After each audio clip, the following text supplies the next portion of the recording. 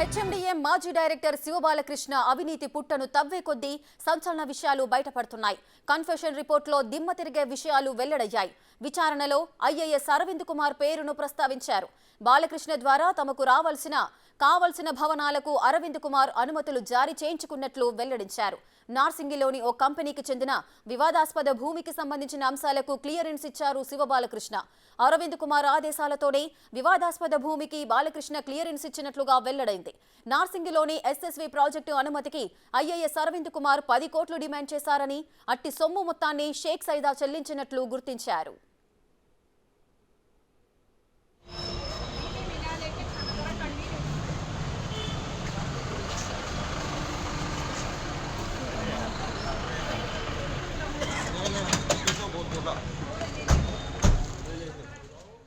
December నెలలో శివబాలకృష్ణ ద్వారా అరవింద్ కుమార్ కు ₹1 కోటి చేరాయని, ఈ డబ్బును జూబ్లీహిల్స్లోని అరవింద్ కుమార్ నివాసానికి వెళ్లి బాలకృష్ణనే స్వయంగా ఇచ్చినట్లు వెల్లడైంది.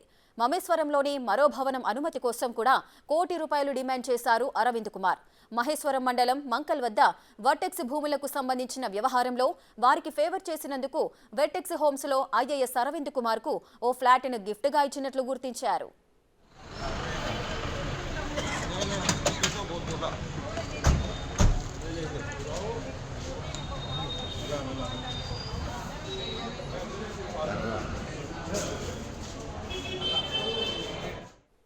రైట్గా శివరామకృష్ణ అక్రమాలైతే ఒక్కొక్కటిగా వెలుగులోకి వస్తున్నాయి.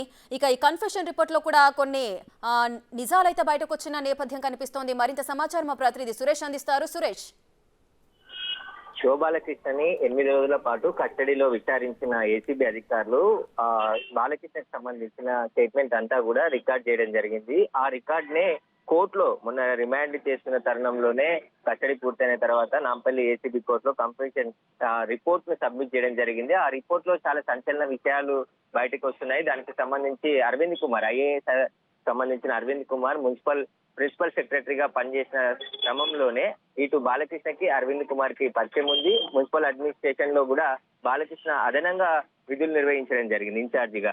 ఆ సమయంలోనే మున్సిపల్ శాఖకు సంబంధించి ఇటు హెచ్ఎండిఏ శాఖకు సంబంధించి ఆ బిల్డింగ్ల పర్మిషన్లకు సంబంధించి సమన్వయం ఉంటుంది కాబట్టి ఆ కోణంలోనే పూర్తిగా అరవింద్ కుమార్ చెప్పిన వారికి చాలా మందికి ఫేవర్ చేసినట్టు బాలకృష్ణ ఏసీబీ అధికారులకు విషయాలు చెప్పినట్టు తెలుస్తుంది. దీనికి సంబంధించే దాదాపు ₹10 కోట్ల ఆయనకి నగదును వివిధ తేదీల్లో ఆయనకి ఇచ్చినట్టు ఏసీబీ అధికారులకు చెప్పడం జరిగింది. అయితే ఈయన వెళ్లిన సమయానికి అరవింద్ కుమార్ సంబంధించిన సెల్ ఫోన్ సిగ్నల్ టవర్ ను ఆధారంగా చేసుకొని పూర్తి విచారణ చేస్తున్నారు. దీనికి సంబంధించి పూర్తి దర్యాప్తు కూడా కొనసాగుతుందని చెప్పేసి ఏసీబీ అధికారులు చెప్తున్నారు. అయితే నార్సింగ్ సంబంధించి ఒక కంపెనీకి సంబంధించిన భూమి వివాదంకి సంబంధించి లైన్ క్లియర్ చేయడం, ఆ ఫైల్ ని కూడా క్లియర్ చేసి వారికి ఫేవర్ చేయడంతోనే అక్కడ ₹1 కోటి ఇచ్చారని చెప్పేసి చెప్తున్నారు. ఇంకా అరవింద్ కుమార్ కి సంబంధించి 12 ఎకరాల భూమిని కూడా బాలకృష్ణనే క్లియర్ చేసినట్టు ఏసీబీకి చెప్పినప్పుడు దీంట్లో కన్ఫెషన్ రిపోర్ట్ లో పేర్కొనడం జరిగింది. ఇక నార్సింగ్ లోని ఎస్ఎస్వి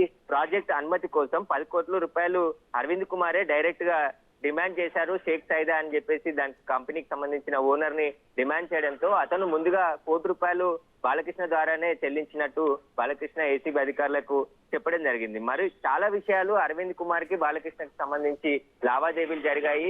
బాలకృష్ణ ఏదైతే హైరేజ్ అపార్ట్మెంట్ కి సంబంధించి మున్సిపల్ శాఖ నుంచి కూడా అనుమతులు తీసుకోవాల్సి ఉంటుంది. ఆ అనుమతుల సమయంలోనే బాలకృష్ణ అరవింద్ కుమార్ చెప్పిన విధంగానే నేను చేశాను, ఆయన ఒత్తిడి మేరకే కొన్ని అనుమతులు ఇచ్చానని చెప్పేసి ఒక 5 ఫైల్స్ ని కూడా ఏసీబీ అధికారులు గుర్తించడం జరిగింది. హైరేజ్ అపార్ట్మెంట్లకు సంబంధించి అనుమతి జారీలోనే భారీగా డబ్బులు అరవింద్ కుమార్ బాలకృష్ణ నుండి తీసుకున్నట్టు కన్ఫెషన్ రిపోర్ట్ లో కోర్టుకు తెలిపారు ఏసీబీ అధికారులు.